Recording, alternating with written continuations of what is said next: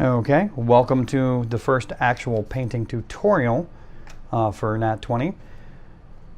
With these tutorials, I'm not going to actually have my face in the video because it's easier to just do a single camera here. What I'm working on is the stone that came with Drakkar. It's a set piece. Take a look here. You can see it pretty well. As I discussed in my previous video, it's been primed and it's ready to go. I use the Army Painter white primer for this. And what I'm about to do is we're going to do two different colors of stone. I figured this is a good piece to start with because stone is something that you encounter in a lot of pieces. It's also something that a lot of people want to know how to paint. I'm going to do two colors of stone like I did with the mausoleum. The main section here is going to be a gray stone, and I need to adjust this very slightly. The main section is going to be gray stone, and if you look here, there's dragons here, and I'm going to do that in a tan stone as if it was a relief added to the piece after its construction. So the first step in any of these painting, well, when you're painting minis, is to block out your color. And that can be with, well, with single figures like the ones I've got here, and up to big set pieces to the Dungeons and Dragons giant. You block out your color and you work up from there. I'm going to block out the gray and the tan, and we're going to do that in time lapse. For my blocking, I'm using Americana's Desert Sand. And if you take a look there, that's the color.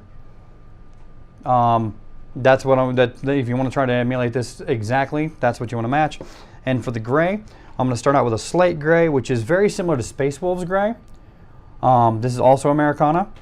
It's very similar to Space Wolves gray, and there's a couple P3 colors that match it. But as I've explained before, I tend to use the less expensive colors. After I do that, I'm going to show you how to mix up a wash. And that's how we get our sunken in details. The first wash is going to be Craft Smart Chocolate Brown, which I bought from Walmart. And I have like 10 bottles of this because it's the color I use the most, honestly, for everything. And then I'm going to mix up a black wash. Once again, Craft Smart. The black wash is going to be on the gray. The chocolate brown is going to be on the tan. And when we get to that point, I will show you how to mix up a wash and how to have and how to mix it properly so it sinks into your detail but doesn't run off the piece. And I'm going to go ahead and get on this, and this next section will be in time lapse.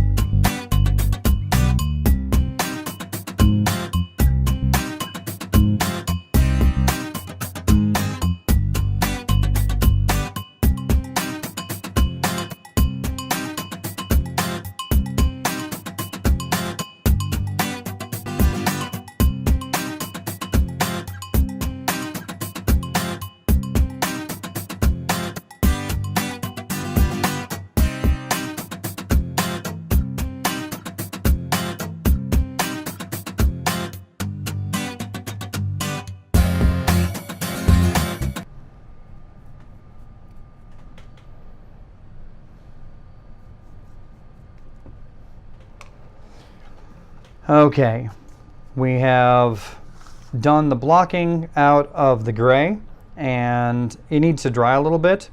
At this point in time, especially with stone, you don't need to get a really, really, really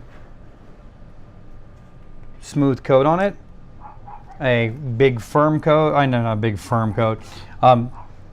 It doesn't have to be very. You can have variations in color, is what I'm trying to say. Stone is very, very in its natural state, has a lot of variance. Right now I'm just going over to make sure I don't have any white spots, though those will probably be filled in with the wash. I don't want to take any chances. So before I can move on and block out the tan stone, I've got to wait for this to dry because I can't actually handle it. So we're going to take a break for drying.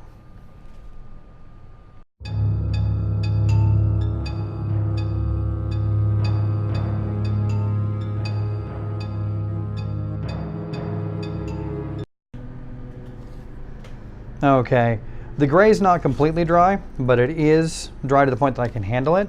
So if you see, I've got these 2 white spots, well actually 3 white spots. These are stylized dragons out of stone, and I really want them to pop in the finished piece. So I'm going to go ahead and do a lighter, well, a tan stone on them. And once again, I'm going to start with the desert sand. We're going to do that, and then we'll have some drying time. And then I'll come back and show you how to do a wash and how to do your dry brushing. And when we get to the dry brushing, I'm actually going to show you the technique. I know a lot of you are watching this because you want to learn how to paint minis, and a lot of the sites will say do a dry brush, and they'll explain it, but they don't actually show you. And seeing it is a lot different than actually reading about it, so you can get an idea for it. Dry brush is actually incredibly easy. But it brings your pieces to life. We're going to go back into time lapse. I'm going to paint these 2 dragon heads.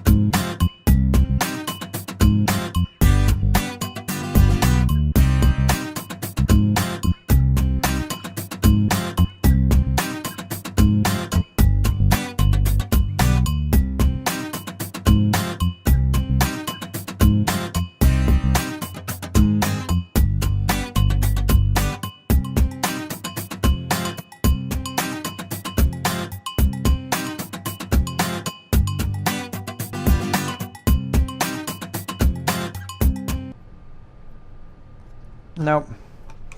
Okay, come on. As you can see, we've got the colors blocked out. Before you can move on to the next step, which is washes, you've got to let everything dry. So here's our drying time graphic, and I'll be back in a couple.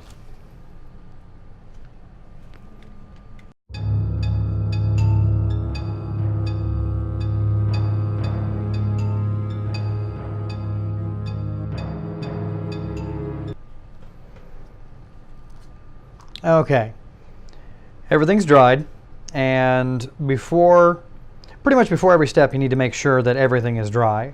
When you're doing a wash, you want your base coat to be dry, because otherwise the wash will become cloudy and you'll actually wash paint off of it. When you're doing your dry brush, you want to make sure your wash is dry. because it will drag color across and it'll muddy up your lines and actually destroy most of your detail. What we're getting ready to do is do two different washes. One is a dark brown / chocolate wash on the tans, the dragons, and then we'll do a black wash on the stone. Now, for a lot of my stuff, I use the Citadel Miniatures pre-made washes. They call them shades now. They used to be washes. For this project, I would use Nolan Oil and Agrax Earthshade, but not everybody has access to those. Some people have problems getting them in their area. So I'm going to teach you how to make your own, and that's an important step in the process. For my dragon heads, I'm going to use a chocolate brown. There are several different variations of this, but I get this at Walmart, 50 cents a bottle, and it works well.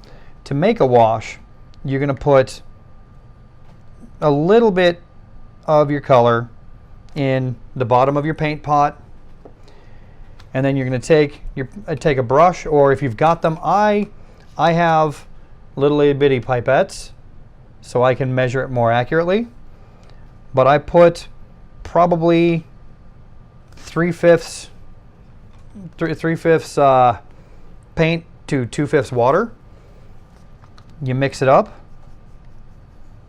and you want it to be runny, not watery, and that's not enough. So I'm going to just take my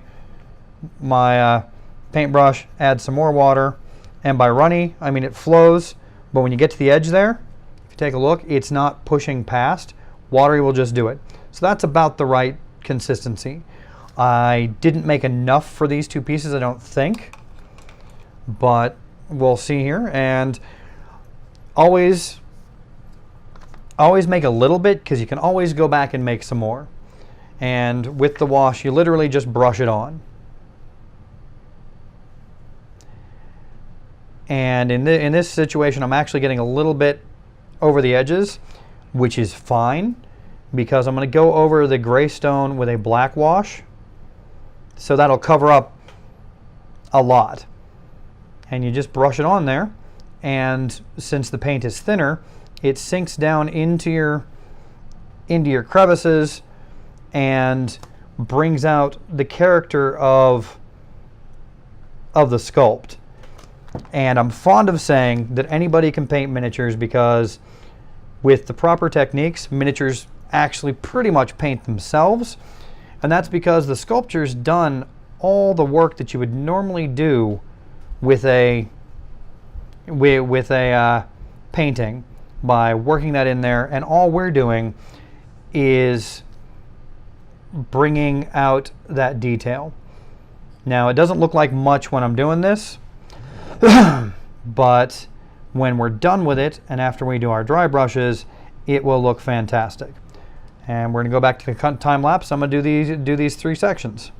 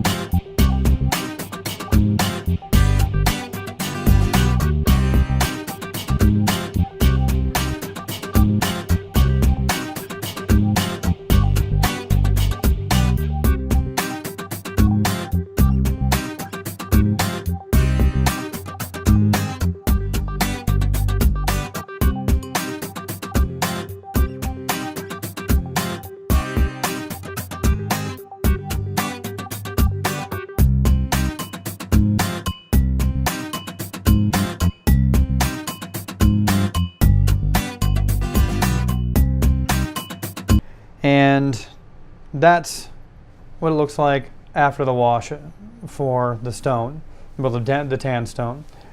I'm going to give it some time to dry, and we'll be back.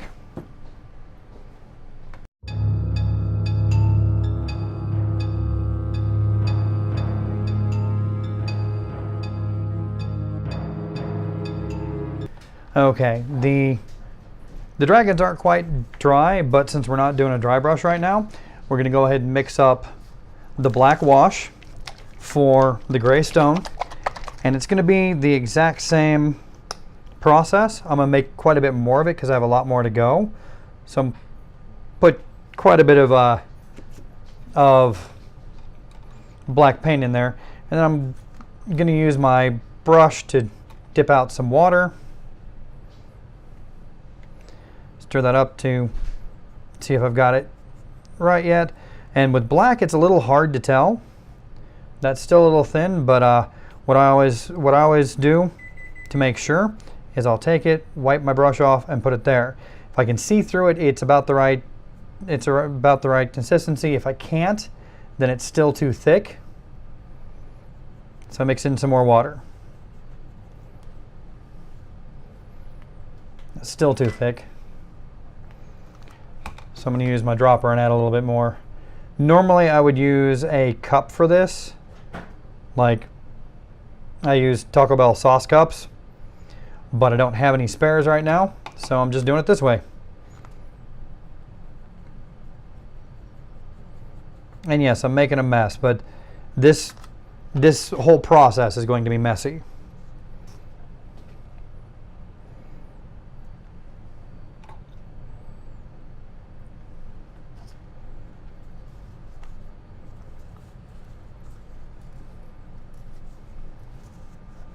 Get some off the edge there.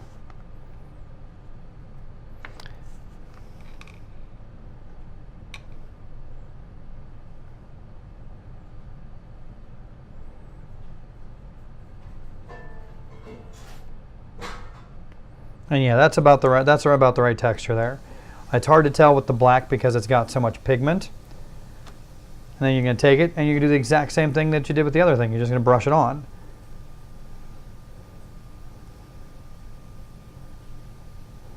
And yes, this is quite a bit darker. Well, I actually don't have it thin enough. That's why it is so obscuring. And if you do that, if you mix it too thick, you can actually take and put just a little bit of water and brush it out like this.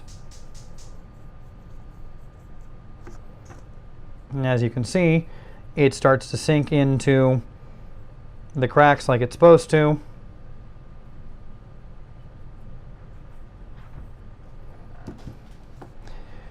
Now, when applying washes, an important thing to remember is you want to keep the piece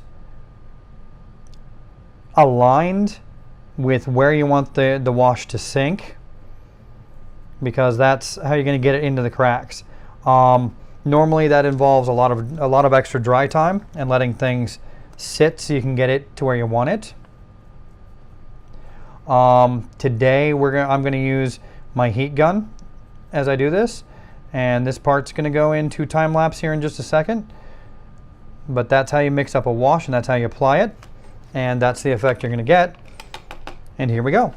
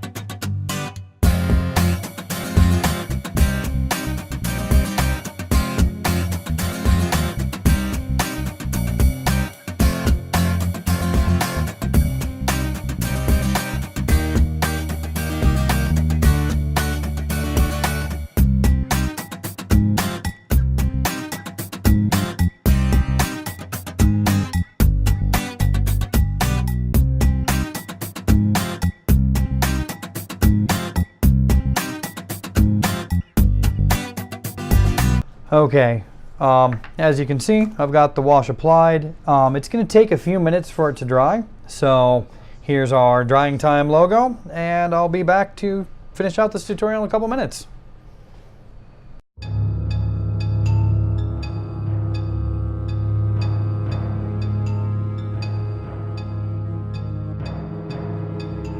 Okay, it's quite a bit later than I had intended to get back to this, but as you can see, everything is dry. And yes, there's a great variation in the tone, but that's part of what makes good stonework when you're doing stone.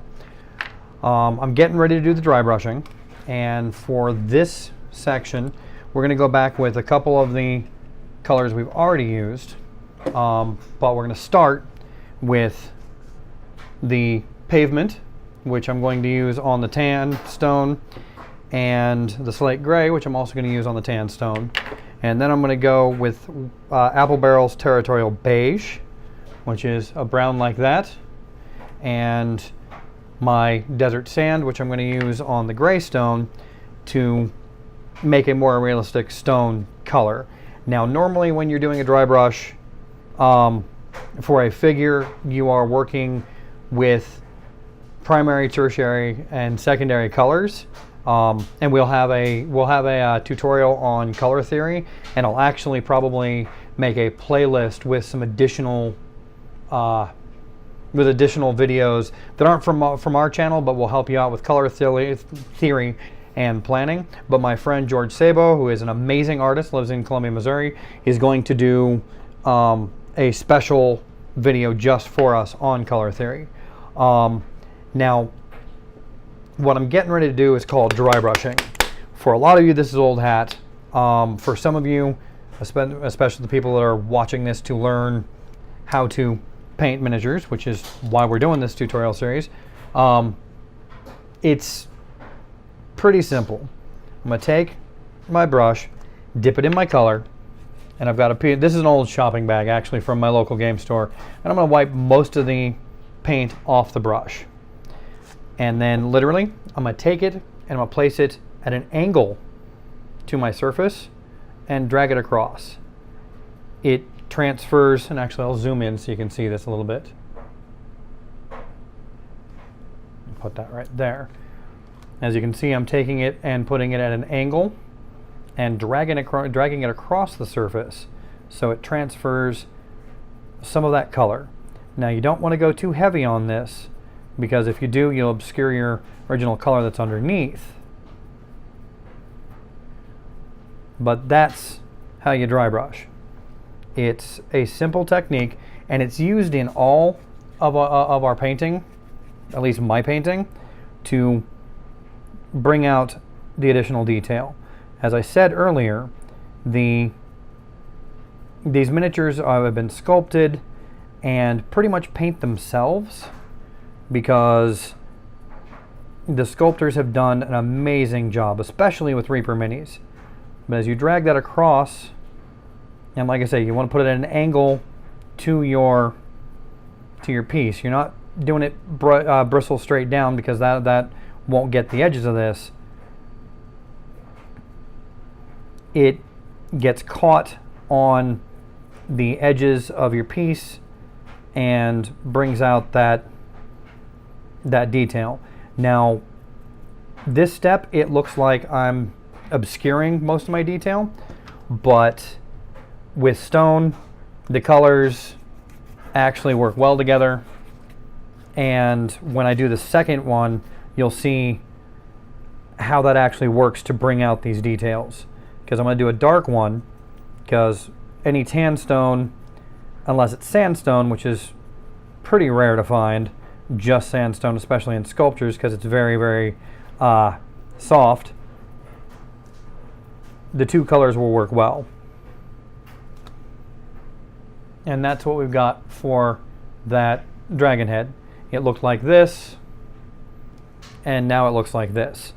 But we're going to quote save that, which is not really an accurate statement, by taking a little bit of the slate gray, dove gray, Space Wolves Gray works as well. And then you hit these edges again very lightly, and it makes it look like your stone is weathered, chewed up, but it really enhances the appearance.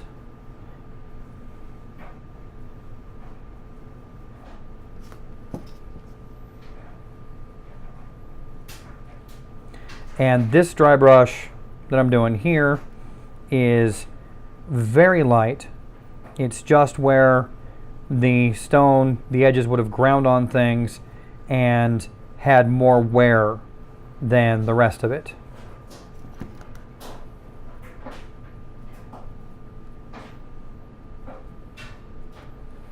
So there you can see, whoops, there you can see, that's one of my dragon heads. Now I'm going to go ahead and do the other dragon head in time lapse, and I'll come back and outline the rest of it, and we'll get in on that.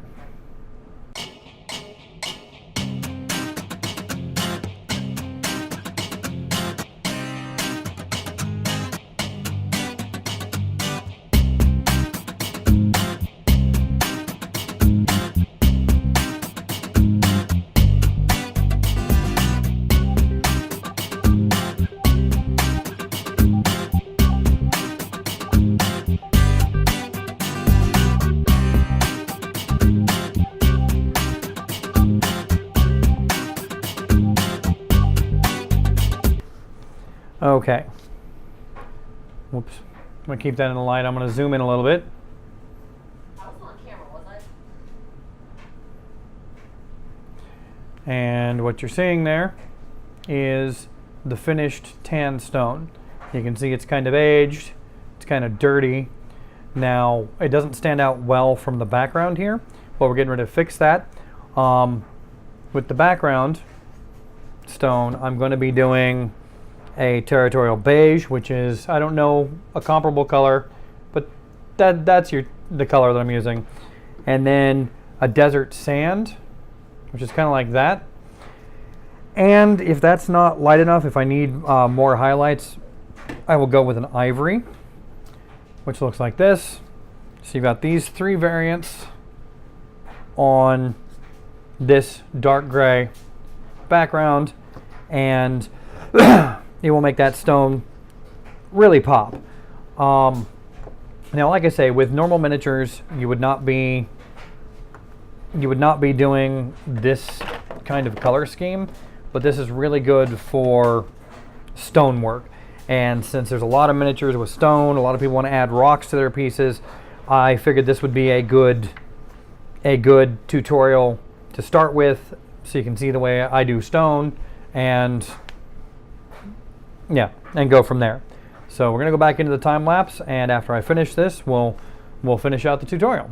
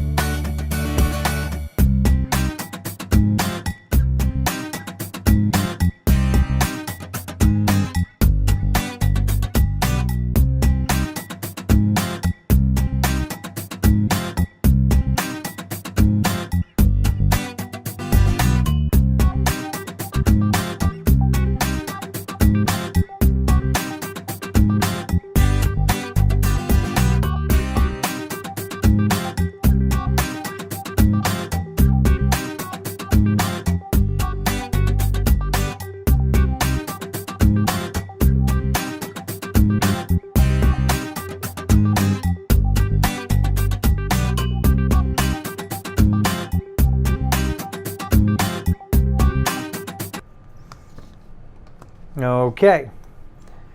I'm going to zoom in a little bit so you can see this.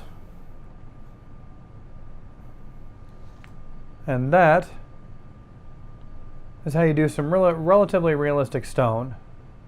There are other techniques. It depends on what kind of stone you're trying to create. You can fleck it, you can do other things with it, but this is my basic stonework.